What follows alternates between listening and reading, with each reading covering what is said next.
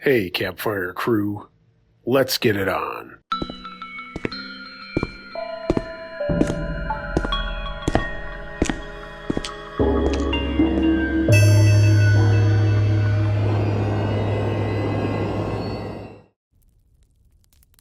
Truck Followed Me on the Freeway by Wham Thank You Ham.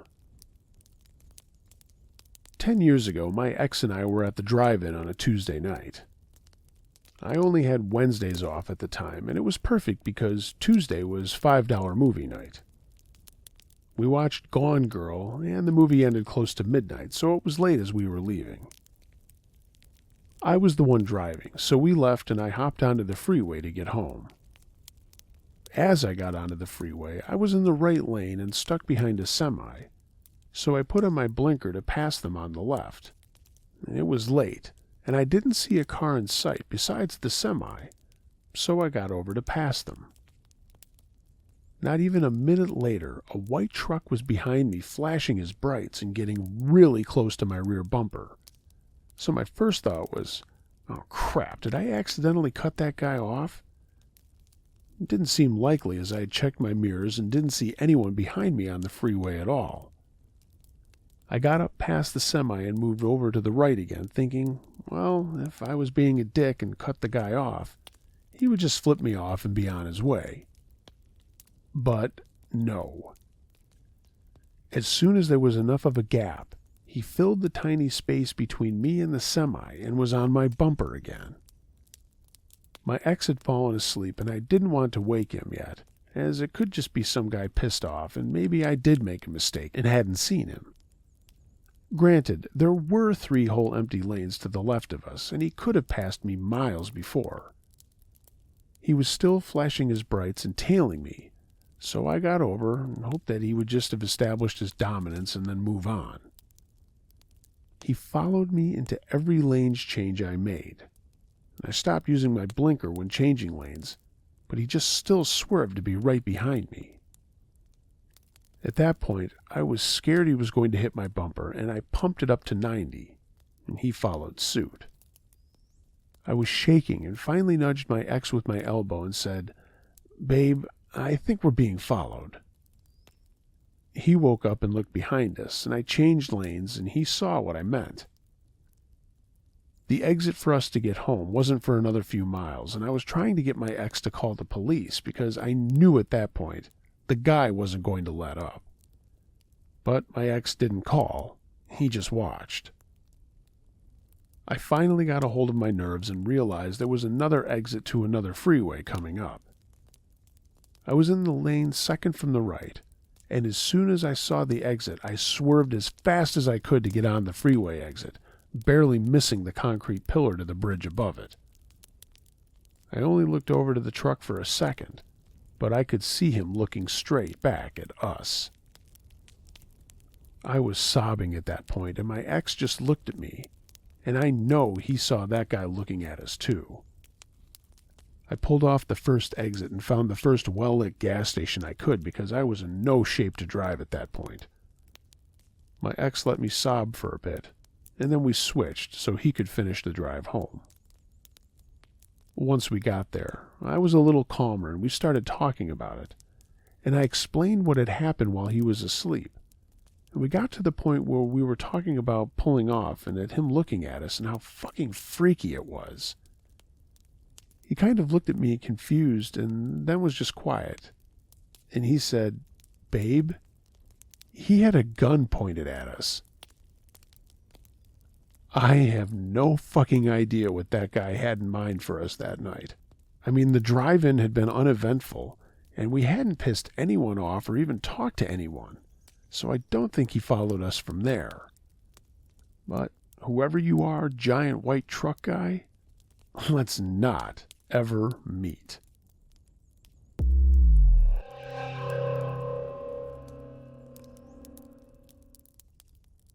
Almost Abducted by Asphodel 2020. I've shared another story about one of my creepy encounters with men and got some good feedback the last time, so I thought I'd share another experience. It happened to come up in conversation today. This experience occurred several months after the other, and it was the remaining paranoia from it that helped me realize what was happening, and very well may have saved my life. I was 18 at the time, and although commonly mistaken for being in my early teens, I had just finished some errands in town and decided to take a shortcut to catch the bus home, said shortcut being a narrow street one of the shopping center's entrances opened onto. It was honestly more of a glorified alleyway, but since the street connected onto the high street, and it was the quickest way into the shopping center, it usually got a decent amount of foot traffic and was extremely safe to use. However, depending on the time of day, there may only be a few, if any, people there, and that was the case on this day. Just as I was walking out of the entrance and celebrating the fact that it wasn't blocked by people standing around talking as usual, a young man around my age startled me by stepping out of a small alcove beside the door and blocked my path with an, "Oh, hi there, how are you? Have you been shopping?" The way that he had approached me immediately put me off, but the overly familiar, fancy seeing you here sort of tone he was using made me hesitate for a moment, wondering if he was just someone from high school who recognized me and wanted to say hello. So I muttered, yeah, hi, to stall for a moment while I racked my brain for who he could be. It didn't take me long to confirm I didn't know a good-looking, fit, blonde 20-something with bright blue eyes and a heavy accent. And since I couldn't think of a good reason someone like that would approach me, my socially awkward, non-confrontational past self decided the best way to deal with the situation was to just dodge around him and leave. He didn't let me, though. Instead of taking the hint, he immediately started walking in stride with me on the side of the street closest to the road, so that I was between him and the side of the building. When I tried to speed up because I didn't like the feeling of being penned in, he sped up along with me, keeping me between him and the wall. As off-putting as that already was, he began asking me questions that seemed innocent enough, but all centered around where I was headed and if anyone was going to be waiting for me there. "Where are you going now? Have you not finished your shopping? Are you meeting your friends? Maybe I could come with you. Or are you meeting your family instead? Do you have a boyfriend? Is it him who you're meeting? Or are you going home? Do you live near here, or are you getting a bus?" I had already asked him to leave me alone once, and he acted like I hadn't even said anything. So I was ignoring his barrage of questions and glancing around desperately, hoping someone else would enter the street with us, in case he didn't react well to being asked a second time. And that's why I noticed the second man. He was older, in his late 30s or early 40s, with dark hair and a short but scruffy beard, and had the kind of face and expression that told you that you might need to be cautious when dealing with him. I have no idea where he had come from.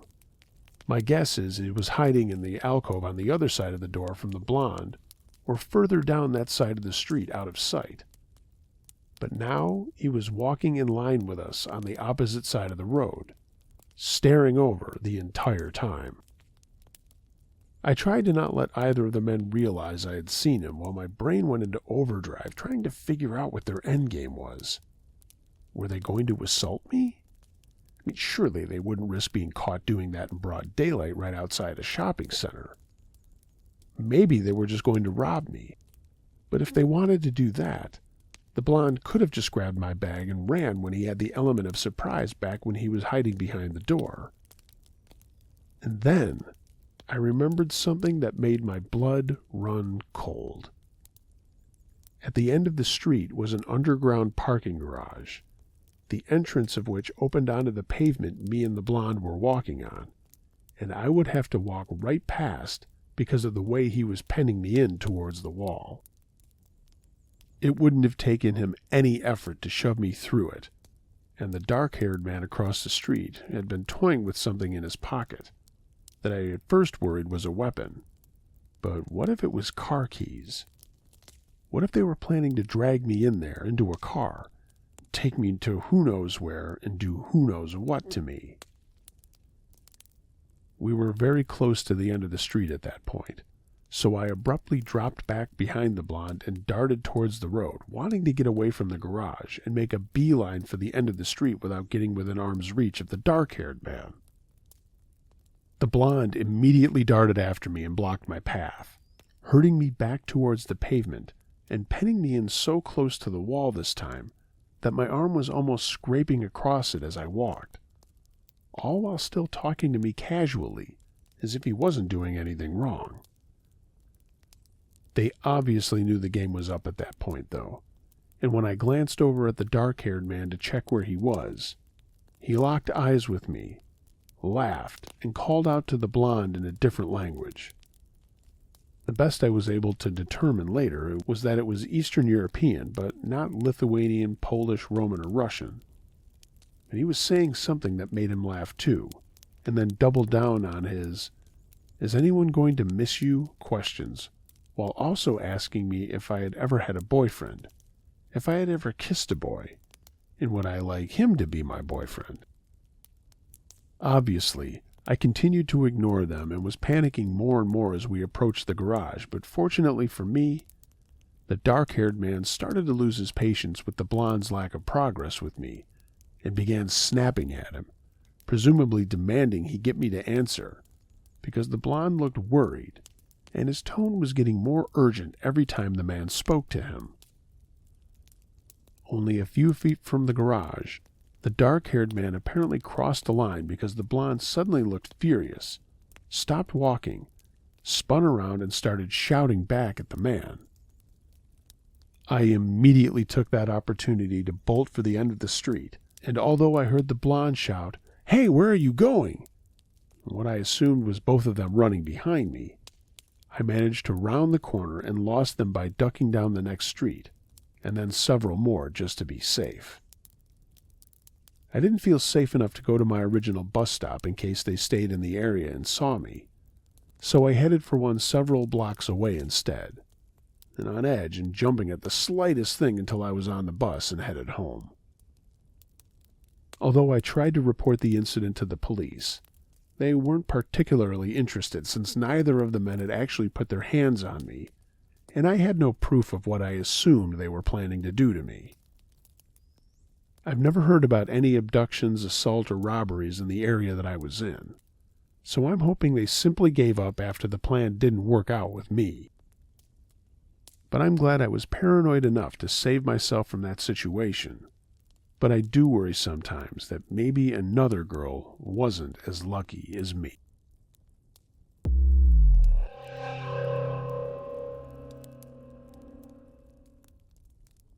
Never Hunt Alone by Odd Ear 6268. This happened back in the fall of 2016.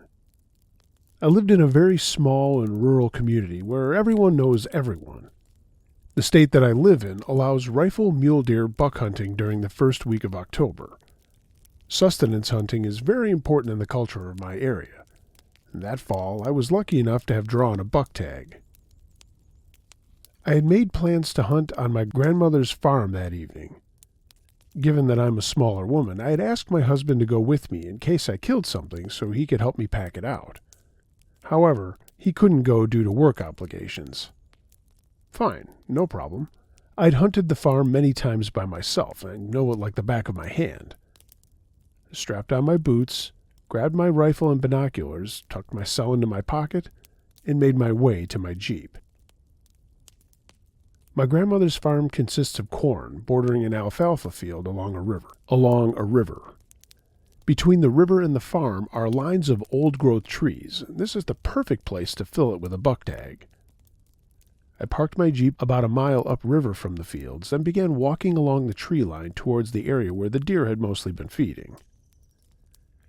At the opposite end of the field, there was a large haystack where all the harvested alfalfa was stored. As I saw it coming into my field of view, I felt the hair stand up on the back of my neck. I knelt down and viewed the area through my binoculars.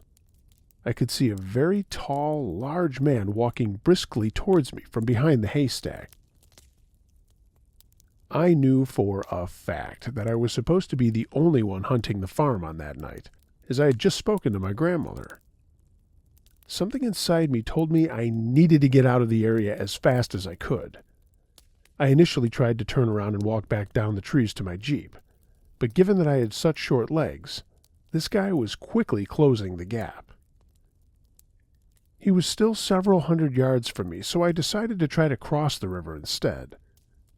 I found that the river was too muddy and deep for me to safely cross, and I thought my only option was to attempt to get a signal on my cell phone. The man then walked across a small ditch and disappeared from my line of sight. I quickly darted into the corn and kept quiet. I could hear him walking, closer and closer.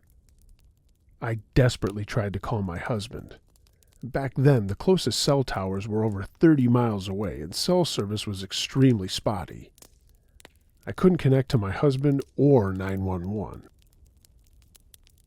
By that point, the man was within 100 yards of me.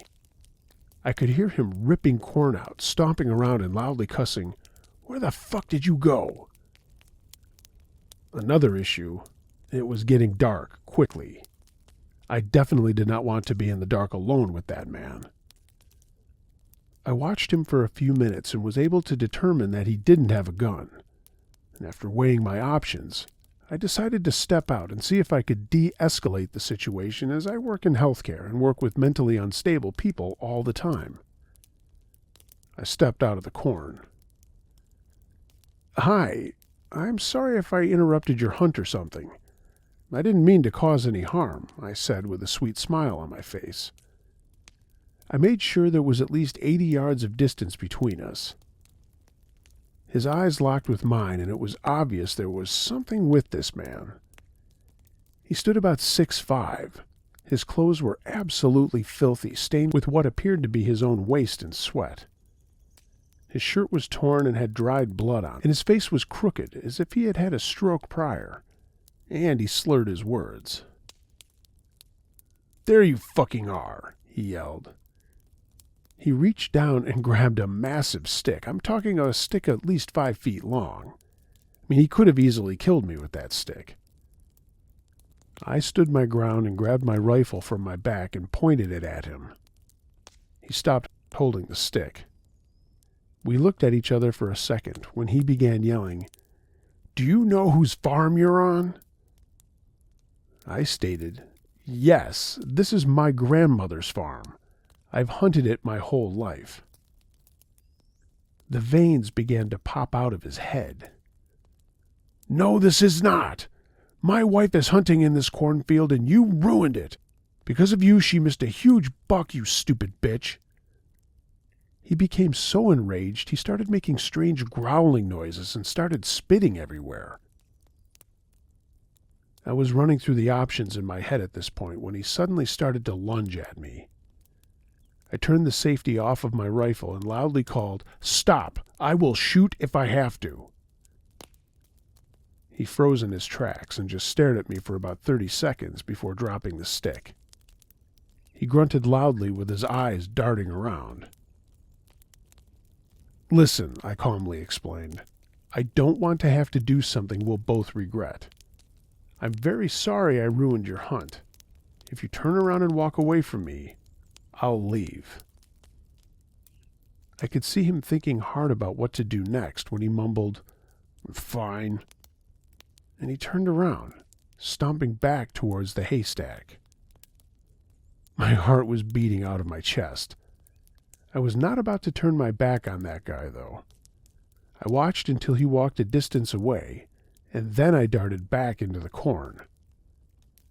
I thought back on how he said I spooked a massive buck and ruined his wife's hunt. But that didn't make any sense. I had a good view of the entire field, and there were no deer present. So I decided to observe him through my binoculars. I watched him climb up to the haystack and then get into a small 2-door white car. He quickly peeled away from the haystack lot, and I was able to catch that the car had California license plates, but nothing more. I live nowhere near California. The guy took off down the road, and he was alone. No one else was in that vehicle. I ran back to my Jeep and locked myself in it. I sped home as fast as I could and told my husband what happened. I had never seen that man in my life, and neither had my husband based on my description. We live in a community of about 200 people. Born and raised here, we know everyone. I called our local sheriff, and they came out and I made a statement. I took them to the haystack where he had been parked, and we found a knife lying on the ground. Of course, nothing could be done as I was not able to get a plate number or a name from the man. To this day, I still have no idea what the man's intentions were, even though I could guess a few. It's been 8 years, and I never saw that man again. I also decided that I'd be hunting with a buddy from then on.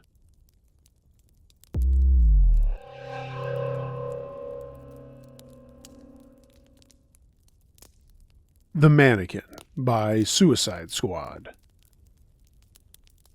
I was born and raised in North Dakota.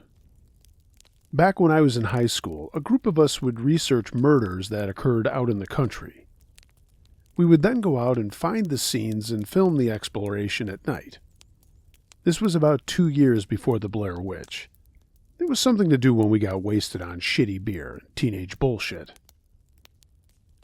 Eventually, we ran out of places to go and got really good at finding abandoned rural farmsteads by driving around dirt roads and looking for the signs. Rutted roads, tree groves, and old mailbox posts were common markers. One time we were out looking for stuff when we spotted a tree grove that was out of place and drove through the field and discovered an old house. It had padlocks on the outside doors that looked like they could be knocked off pretty easily. We dispatched of them quickly and then entered a kitchen. There were 6 of us. We all had flashlights, and we lit up the kitchen and dining area fairly easy. The kitchen was the first thing we noticed, obviously, and it was strange because of how normal it looked. It was set up for a meal, and not a bowl was out of place. We'd been in dozens of houses like this, and never seen place settings, especially non-broken ones. As we investigated the area, we found that the fridge had the disgusting remnants of a full stock, and the cupboards were full of canned and dry foods. That was also a first. One guy found mail on the counter from early of June 1978, and another found a creepy-ass TV guide in the living room with UFOs on the cover. On the walls, all of the family photos were still hanging up. Mom, Dad, bro, and sis, all in their 1970s glory. The furniture was dusty, but it's still in good condition. The closets were full. Everything was totally normal, which was super abnormal. As we dug around the house, we started to realize that the house had not been moved out of. It had been straight up abandoned. I mean, imagine walking outside your house, locking the door, and never going back. That's the state this house was in. It seemed like a completely unplanned departure. We eventually went upstairs and split into 3 pairs to check out the 3 rooms. I was with one of my buddies, and we went to the closest, and obviously it was the younger boy's room. I can't describe what it looked like too well, because almost immediately from down the hall, we heard the most fucking terrifying scream we had ever had the misfortune of hearing. We went running into the hallway, and we were all yelling questions at each other at the same time. After a few seconds, the 2 screamers had caught their breath and said, "You gotta go in there and see." I walked down the hall and went through the doorway, praying I wouldn't act like a pussy in front of my friends. I shouldn't have been too concerned because the others were just as scared as I was. The room itself opened to the left of the doorframe, and centered on the right side of the room was a queenish-sized bed. Propped up on pillows with all the blankets drawn to the waist, arms on top of the blanket, but worst of all, its head turned slightly so it was looking straight at me, in the eyes, when I entered the room, was a life-size porcelain doll. Snow-white skin, jet-black, cold, dead eyes. The dead eyes lit up with my flashlight like she was waiting for me. If the head hadn't been turned right towards the door, I could have excused it. But the head was turned. Ready for when anyone walked in. Ready like that for 20 years. A hasty fucking exit was made as we moved down the stairs and got into our car. It was during the ride that we started to get even more creeped out, when we realized that even though the house had been abandoned, someone had taken the time to set up that goddamn doll. Not packing up food, clothes, or family photos. Setting up that doll was one of the last things that was done in that house. We researched the names of anybody who could have lived there, but we got nothing.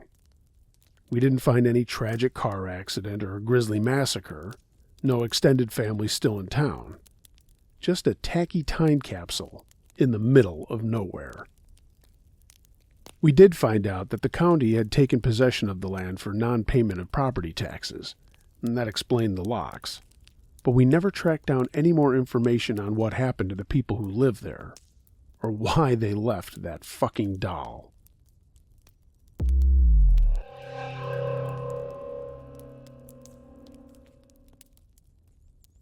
Odd Job in High School by Fourth Degree Night. I've pretty much worked every day of my life since about age 13. I was that type of kid that didn't want to work at McDonald's or retail, but worked real jobs. I did demolition, worked in an auto shop, worked in construction, and I worked for a guy that did flooring.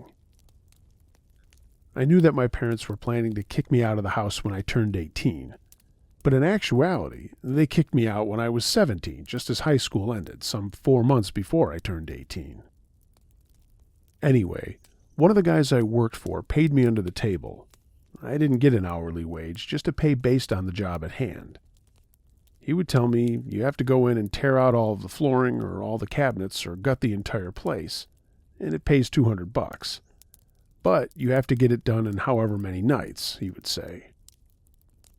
He worked in bars, restaurants, shopping centers, office buildings, and things like that where we could only work during the night, which worked out for me because I could only work after school and weekends. One time, he told me about a job where I was supposed to go in and remove all the old glued-down carpet and remove the black rubber base throughout a set of offices. It sounded easy enough, and he said the job was going to take a couple of weeks. And that was all right with me because at the time I was saving for my first car. The building we were going to was part of some kind of base. It was like a military base, but not really active in that part. It was a huge set of buildings that were all empty except the occasional desk or empty filing cabinet. But there was a break room area that we were not working in that had some vending machines for hot coffee, chicken soup, and another vending machine had candy bars, and another had sodas. I made sure to bring all my free change with me along for my lunch. So the first day, he took me and showed me all the areas where I had to remove the flooring. The place was like a maze, with long hallways and different office buildings and storage rooms. Some of the rooms led out to a large storage warehouse that still had a lot of equipment, mostly like office machines, boxes, and other equipment that looked like medical stuff. We weren't supposed to go in there, but I saw it. The first night he was there with me, mostly setting up stuff and marking the rooms that were to be worked on. I remember he had a can of red spray paint and just sprayed an X in the middle of each room on the old carpet. He also set up a couple of large dumpsters for me to throw the debris in, and got me a large wheeled cart to put the debris on, as the longest point from the office to the dumpster seemed like walking over a city block. I sure got my leg work out each time I went. The first night since he was there, I could blast my music as loud as I wanted because the place was dead empty. I just went working my way from office to office, removing old glued-down carpet and rubber wall base. I was told to be careful not to rip the drywall as I was removing the black rubber base, so I would go down with a large putty knife and cut the glue away as I removed it. The average office would fill up the wheeled cart, so I would have to make these trips to go empty the cart after each room. Most of the hallways had those timed light switches where you turn the knob and it gave you like 30 minutes of light. The second night, I assumed my boss would be there with me. But nope. He went on to finish another job and said he would be back to pick me up around 5 a.m. So I worked from about 7 p.m. till about 5. And by 5, I was waiting for him at the curb. The second night that I was alone in this huge building, well, I swear, everything started to get to me. It seemed like the lights would just go off randomly and shorter than they should have. I did my best to not freak myself out over it. I didn't have time to get scared or imagine things. I just pulled up glued down carpet, cut it in strips, rolled it up and put it into the cart, removed the black rubber base, and piled that in the cart too. I soon decided that instead of making multiple trips with one cartload, that I would just start stacking up debris in the hallways as I went from office to office. Some of the hallways had carpet too, so I worked doing them too. I would take a break every 3 or 4 hours to go down to the break room, buy a can of Coke or maybe a coffee, wash up and eat a sandwich that I'd brought. Several times I would walk out of the break room or even the restroom and the entire hallway would be pitch black. I would go find the switches and turn them back on. One time, I was at the end of the hallway and it was a dead end with 2 offices on either side. No exit, just at the end of the hallway. The lights went out again, and I flipped them back on by turning the knob, and I swear I saw movement down the hall, like if someone had crossed in the dark down the hall. I called out, "Hello? Is anyone there?" There was no response. I don't doubt that people who worked on base might come over maybe to the storage area, but this was like 2 a.m. at that point. The next night, I brought a flashlight with me so that if the lights went out again, I could turn that on. It wasn't so bad when you were in one of the offices, but in the hallway it was darker than dark. One of the odd things, too, was the fact that most of the offices didn't have any windows. A lot of these offices were deep inside the building, so they were like in the middle of the building, hence no windows. Not that any outside light would have helped anyway. That same night, my batteries on my radio went out, so I had a lot of silent work ahead of me. I started to hear weird noises like creaking sounds, like if a door somewhere was slowly being opened. Another time I heard a loud bang, like if something slammed against metal. On one of my trips to use the restroom, I heard what sounded like a machine being used somewhere. Another time when the lights went out, as I put them back on, I saw the shadow again. I called out, but no one was there. The last night I was working a little more closer to the exit area where there was like a loading dock, and that's where the dumpsters were. It was near the door to the large warehouse facility. That night, I had replenished my radio batteries and brought my Walkman as a backup. I still had my flashlight and brought a little cooler with me for drinks so that I didn't have to venture back into the hallways to find the break room. I even resigned myself to pissing behind the loading docks outside rather than go to the nearest bathroom. Like I said earlier, I had put a lot of debris in the hallways as I was working from room to room. So for the last couple hours finishing up, I was wheeling debris to the dumpsters. And as I walked back down a hallway that was an L shape that led deeper into the endless hallways, I looked up and saw that lights far off in the distance were on. I was like, nope. One of the last things I remember from that night, I had heard a very loud bang or crash from inside the storage area. I hurried up my last bits of cleaning up and just started taking all my tools outside to wait for my boss. He was a little late picking me up that morning, but I started to feel better when the sunlight started to break. He went in to check on my work, and he was only gone for about 15 minutes. But I got the feeling he also noped it out of there because he came rushing back to the truck and was like, "Okay, good to go." He was also contracted to install all new carpet in the areas that I had removed. but he used a different crew for that. I never went back inside, and I never want to again. I'm not sure what kind of office building it was. I mean, it was government, probably part of the military.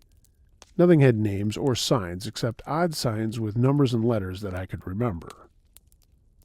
Yeah, that was one really weird and creepy odd job that I did in high school. And I'm not sure what kind of spirits lived there, but I know they didn't appreciate my loud music or me using the lights.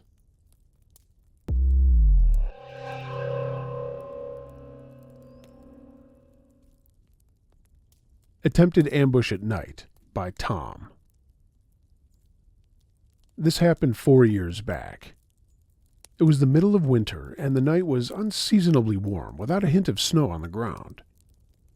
I left my apartment around 8 p.m. to go out for my daily walk. I worked nights, and my schedule was screwed up, hence the 8 p.m. walk.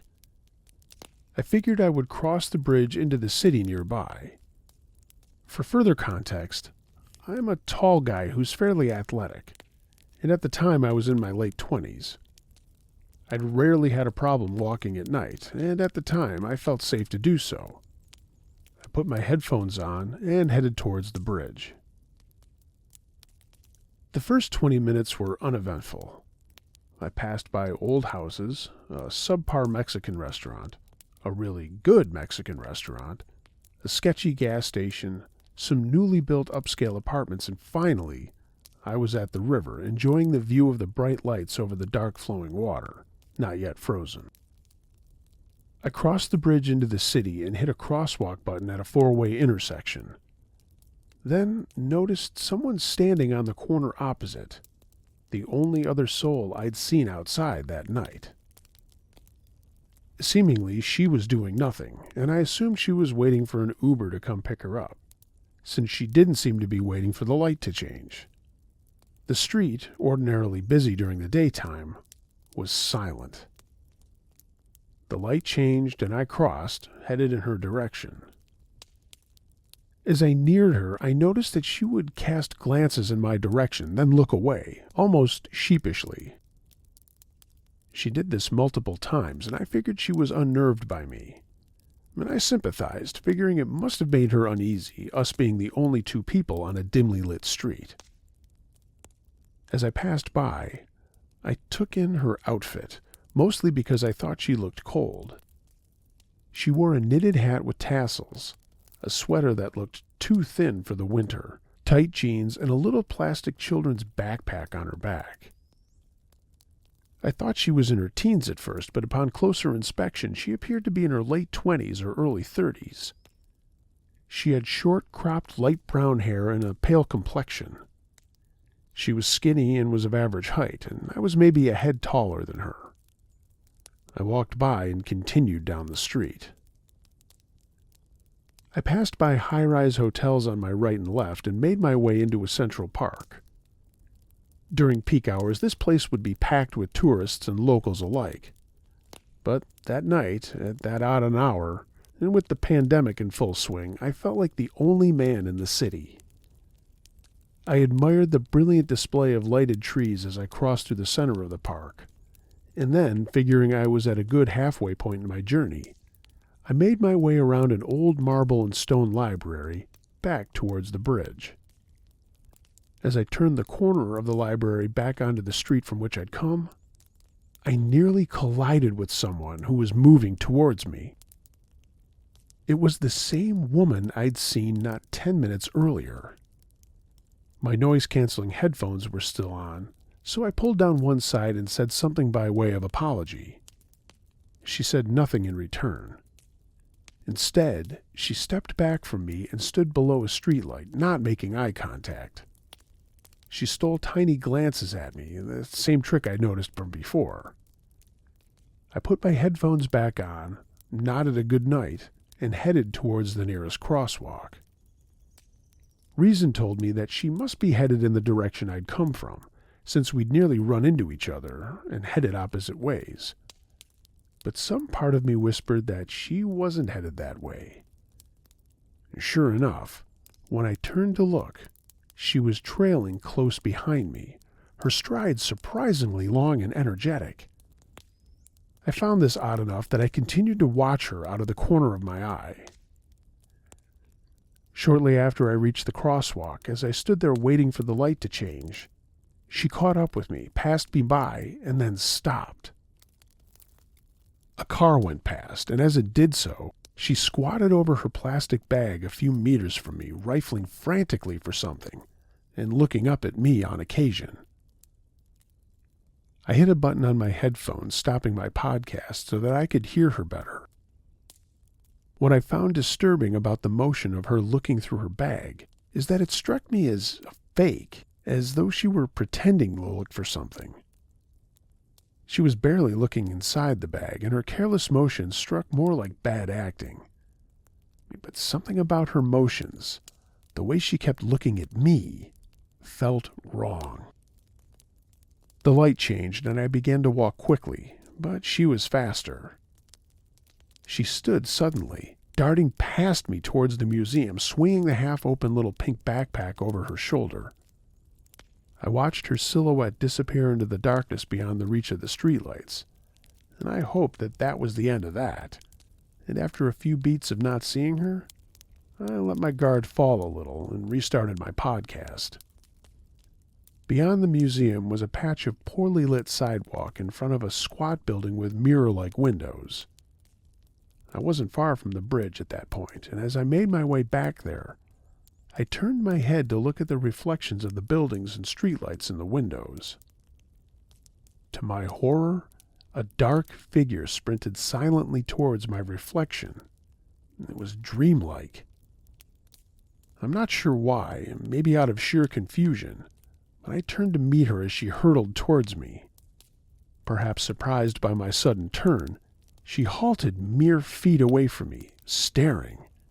Her eyes were wide and looked frantic, wild. She kept looking at my arms, then back at my face as though sizing me up. My accidental bluff had worked, and in the darkness I suppose I must have looked more prepared to fight back than I felt. She gripped something small, tightly in one hand, though she held it off to the side, and in the shadow of the building I couldn't see what it was. Seconds dragged as we stood there, staring at one another. Immobilized by fear and confusion, I waited for her to make some move, to attempt to use whatever object she was holding in her hand. Just then, to my enormous relief, a car trundled slowly past.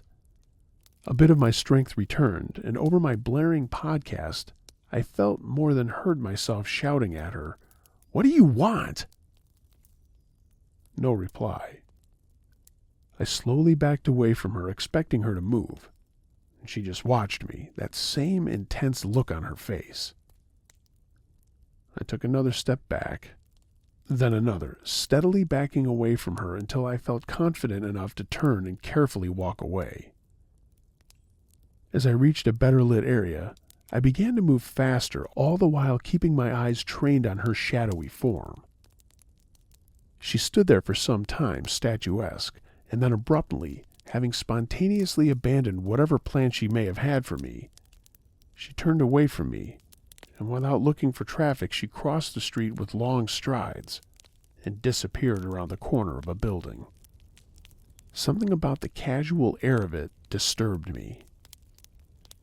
I kept my eyes trained behind me on my walk home, afraid that she would follow me.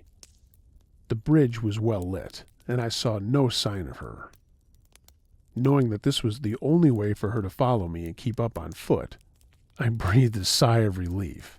I saw no more cars headed from the city, and no more pedestrians out walking. Nothing happened after that. I'm not sure why, but I didn't call the cops that night, and I still regret having not called, despite my roommates insisting that I should have. I just remember thinking that I wasn't sure what to say to the cops, that I really hadn't been attacked, that they wouldn't be able to find her anyway. I made up excuses. I suppose I must have been in shock, or in denial at having been nearly ambushed, especially by someone smaller than me, in my own city, so close to my own apartment. One of my roommates called the cops for me, and a cop did drive through the area.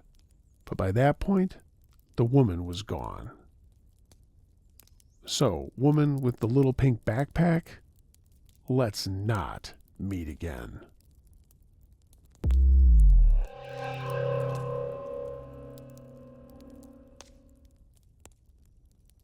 Creepy Naked Guy Stole My Pizza by Rich Getzey. This happened a few years ago, and I'm not scared anymore, just angry how my pizza got stolen.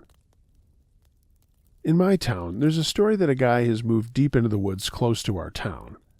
And I never believed it, as I go for night drives occasionally, and I never saw him or anything resembling a man that lived out in the woods. Anyway, on this night, I decided to go for a drive and drove past a pizza place. Being hungry, I decided to get a pizza before I went home. In my head, I had a plan to eat pizza and play some Minecraft, as I was in my 2-week Minecraft phase at that moment. So I paid for my pizza and started walking to my car with the pizza in one hand and my phone in the other, messaging my friend and asking him if he wanted to play some Minecraft when I got home. I looked up from my phone to cross the road to the car park, and I saw something under my car. It looked like a shadow or just something dark. I put my phone in my pocket and pulled out my keys. I unlocked the car to scare off anything close to the car, and I was thinking it might be a cat or a dog just hanging around my car. But when I unlocked the car, nothing happened. There was no cat running away, and there was nobody running away.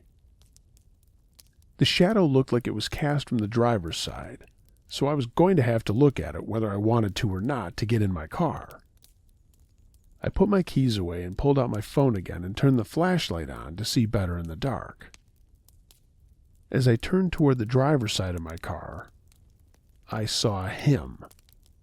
A dirty, naked guy with big eyes staring right at me. He was crouched down trying to hide from me. Now, I usually don't get scared of anything, but this guy scared me. He looked like he'd rolled around in mud and then had dried out on his skin. His eyes looked creepy, bloodshot, and kind of bulging out of his head. And he was naked. I was startled and jumped backwards out of instinct and dropped my pizza in the process. It fell out of its box and onto the ground, and I started moving back slowly and shouted at the guy to get away from my car. He looked at me, then at the pizza, then back at me again. He tilted his head to one side and then jumped toward the pizza, like a dog, grabbed it, and then he started running away down the road. I assume he ran all the way to the woods. I wouldn't know where he went, as I didn't follow him. I locked my car and ran back to the pizza place and then stayed there for a bit. The workers obviously didn't believe me when I told them what happened, but I know what I saw. After the fear subsided, I realized that guy had just stolen my pizza. Angry as I was looking forward to it, I decided to get another one and then run to my car this time. I got in, put the pizza on the passenger seat, and then got home. Once I got there, I locked all my doors and windows. I even locked my bedroom door, as I still felt a little scared. It was my intention to play Minecraft until the sun came up. Creepy, dirty, naked guy that lives in the woods close to my town? I never want to see you again, because I may have to fight you for stealing my pizza.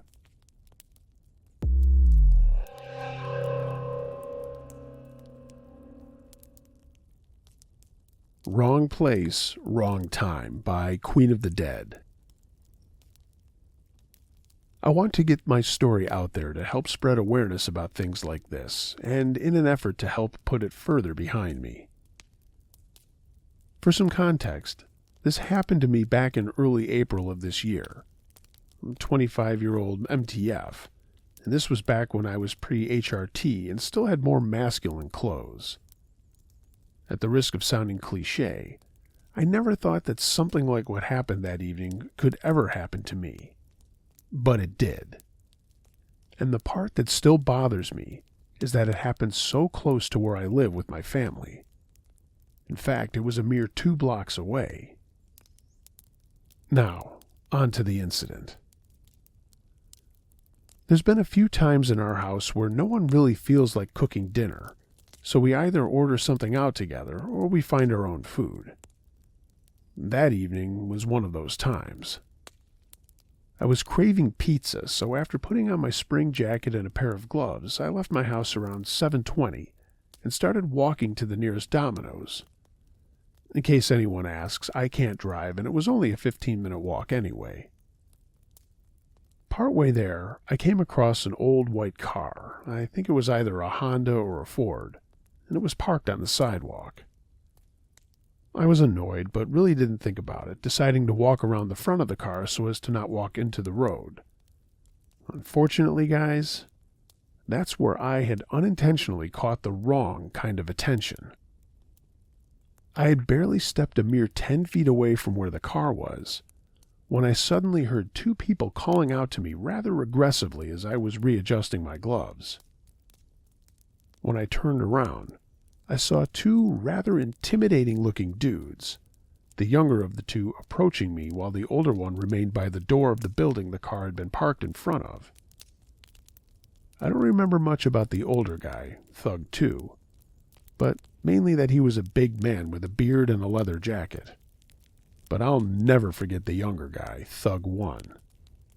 Slightly taller than me, and I'm 5'6". He had short hair and a goatee, was wearing sneakers, a ring, blue jeans, and a white muscle shirt. This guy was aggressive from the start, getting up in my space and immediately accused me of breaking into his buddy's car. Thug 2 interjected with something along the lines of, "You better not have," which indicated to me that it was his car that I had just walked around, and thus was being accused of breaking into. I'm doing my best to type out what happened next, but honestly, everything was a blur. I remember trying to get a word in to plead my case, and Thug 1 not even giving me the chance. I remember the anger in his eyes as he kept accusing me, and the next thing I knew, I was on the ground, the asphalt of the road gashing my right elbow, having just been left hooked to my face. I remember screaming at him to leave me alone as he once again punched me, this time just above my hairline. I remember putting my gloved hand to my head and feeling something warm, and then I pulled it away to reveal blood from where his ring had connected. I had to scramble to pick up one of my breast forms that had fallen out of my pocket bra and onto the ground before I managed to half stumble and half run away from the 2 thugs. They were jeering at me, saying that I had better run. Looking back, I'm partially wishing that I had pulled out my phone to take a picture of my attackers, but I think I subconsciously felt that doing that could have made things much worse. This had all happened around 7:30. I managed to get as far away from the building as possible before sitting down in front of a nearby soccer club and calling my sister for help. She immediately told my stepdad, and they both got in his car and came to pick me up. We stopped at the Domino's that I was headed to for dinner, where they helped me get a pizza, which I didn't end up finishing that night, and along with some napkins and a bag of ice for my injuries. After they dropped me off back home, my stepdad took my brother and headed over to the building to see if they had cameras to show what had happened, while my sister was helping to sanitize my injuries. It was there that I got some sense of clarity on what was happening. It turned out that the building in question was a base for a local biker gang who just happened to be associated with one of the most infamous gangs in North America. My stepdad and brother managed to talk to the members who were there, and they later told me that the white car was gone and that the 2 guys I described were nowhere to be found. The guys at the club claimed these 4 things. First, they claimed to not know who it was that attacked me. Even those thugs had walked out of their gang base.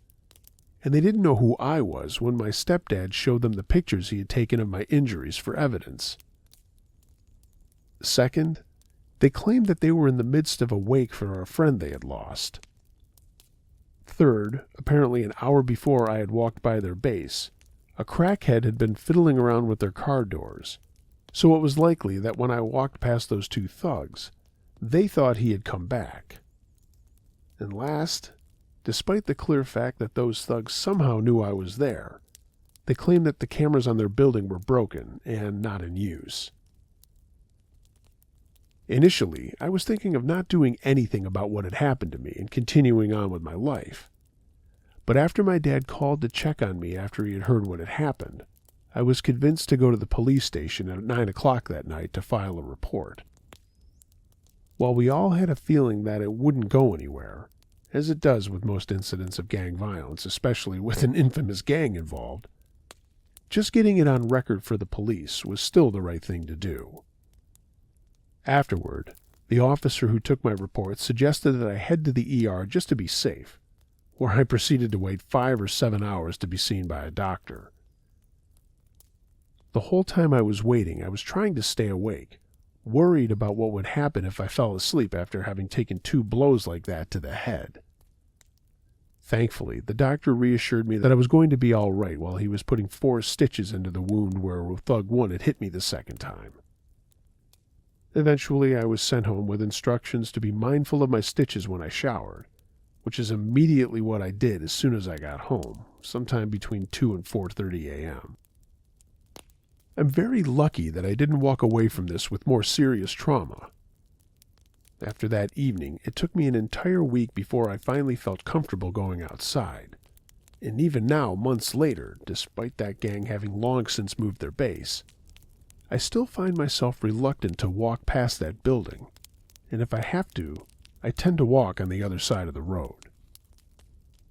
I never saw Thug 1 or Thug 2 again, though I heard rumors that they were punished by the gang for assaulting me when the gang was allegedly trying to be less violent. But honestly, I hope I never see them again. I'm a little shaky reminiscing on that evening while typing this out, but I wanted to get this story out there to help further spread awareness about gang violence. Uncle Josh note here, in a really kind of sketch part of a village next to the town where I grew up in, and I'm obviously not too far from right now. We had a street kind of like this where there were 2 biker gangs there. One is still there. I'm not going to name it. It is a famous gang, and I'm not going to say who it is, but they still have a clubhouse there. And I got to be honest with you, I don't even drive down that street. I'd avoid it like the plague. My heart goes out to a guy who was in the wrong place at the wrong time. Hang in there, buddy, and thanks for letting me read your story.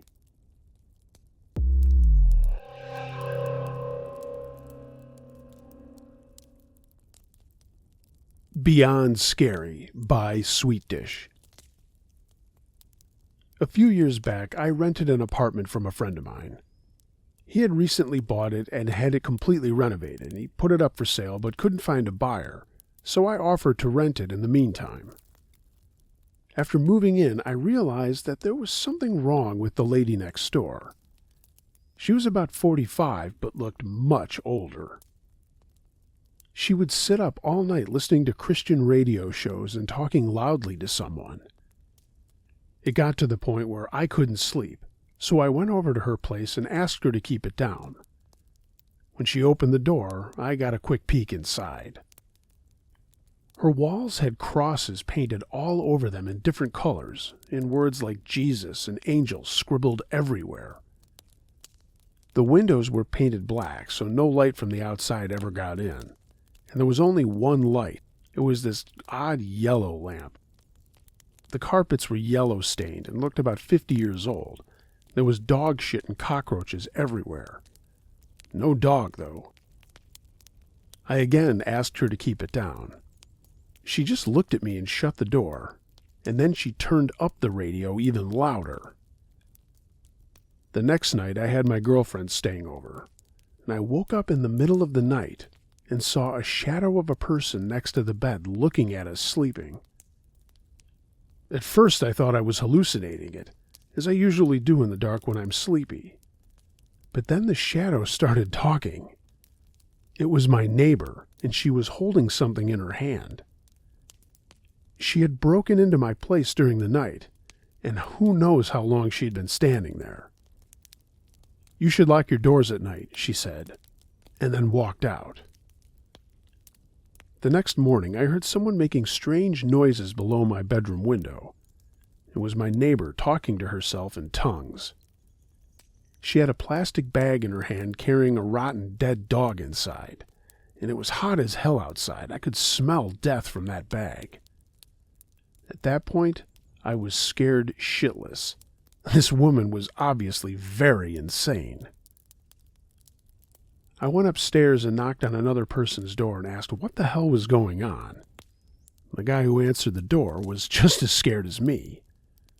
Apparently, she had broken into his apartment one evening as well while he was watching TV with his kids. He got up from the couch to get a snack only to find her behind the couch, staring at him while holding a power drill. Now I know what was in her hand in my apartment. At that stage, I was basically pooping myself. I called the cops and they knew all about her. Apparently, she was a violent schizophrenic and hadn't taken her meds, but they couldn't force her to take them or enter her apartment without her permission because she owned it. The only thing they could do was to get her when she went outside. I sat up for the next 2 days waiting for her to run out of cigarettes. When I heard her leave at 2 a.m. to go across the road to the 7-Eleven, I called the cops.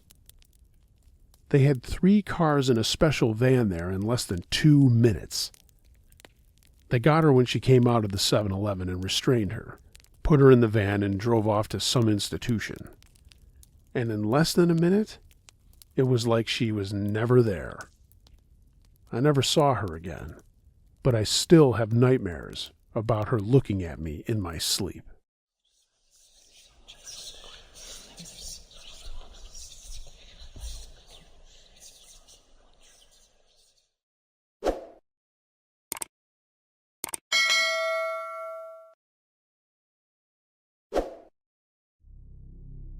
Hey gang, thanks for listening to this episode of Uncle Josh's True Scary Stories. If you have a true scary story of any nature that you'd like to hear narrated on this channel or my podcast, email it to unclejoshtruescarystories@gmail.com. I read them all. And while I'm asking you for any stories that you might have of any nature, if you have any true scary stories about Halloween, send them in now. We're quickly approaching the Halloween extravaganza for this year, and I'd love to share your creepy tales of the spooky season. If you're so inclined to do so and you did like the video, please give it a thumbs up, leave a comment in the comments section. I'll get back to you as soon as I can. Let me know what you think of the stories, and of course, maybe even subscribe to the channel.